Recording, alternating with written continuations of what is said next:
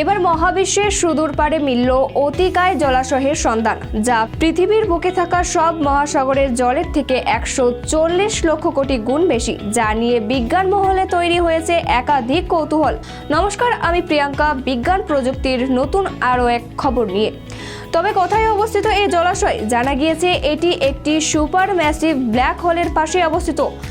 APM 08279+5255 নামের ওই কৃষ্ণ গহ্বরের সূর্যের চেয়ে 2000 কোটি বড়। প্রসঙ্গত, সেখান থেকে আসতে থাকা আলো পৃথিবীতে পৌঁছাতে লাগে 1200 কোটি বছর, অর্থাৎ ব্রহ্মাণ্ডের জন্মের অব্যবহৃত পরেই যে আলো রওনা দিয়েছে, এখন সে পৃথিবীতে পৌঁছাচ্ছে।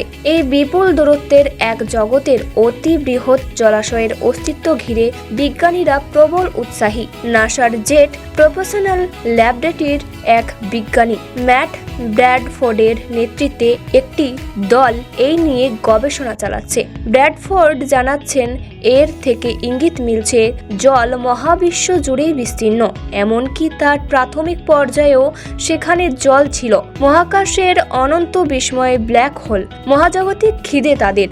ব্ল্যাক হোলের গঠন ও চরিত্রকে আরও নিখুঁতভাবে জানাতে সারা পৃথিবীতেই কাজ করে চলেছে বিজ্ঞানীরা। মিলছে নিত্য নতুন তথ্য। এর আগে বিজ্ঞানীরা দাবি করেছিলেন মহাকাশে বিপুল সুনামি তৈরি করে ফেলতে পারে ব্ল্যাক হোল। এবার এক অতিকায় কৃষ্ণ গহ্বরের পাশে মিলল অতিকায় জলাশয়ের অস্তিত্ব। এই পর্যবেক্ষণকে অত্যন্ত গুরুত্বপূর্ণ বলে মনে করেছেন বিজ্ঞানীরা। মহাবিশ্বে অন্য কোথাও প্রাণের অস্তিত্ব রয়েছে কিনা তা নিয়েও অনুসন্ধান আজকের নয়। প্রাণের উদ্ভবের অন্যতম শর্ত হলো জলের অস্তিত্ব। এবার মহাকাশের সুদূর কোণে জলাশয়ের অস্তিত্ব যেন বুঝিয়ে দিয়ে গেল পৃথিবীর চৌহদ্দির বাইরে প্রাণের সন্ধান মিলতে পারে যে কোনো সময়ে।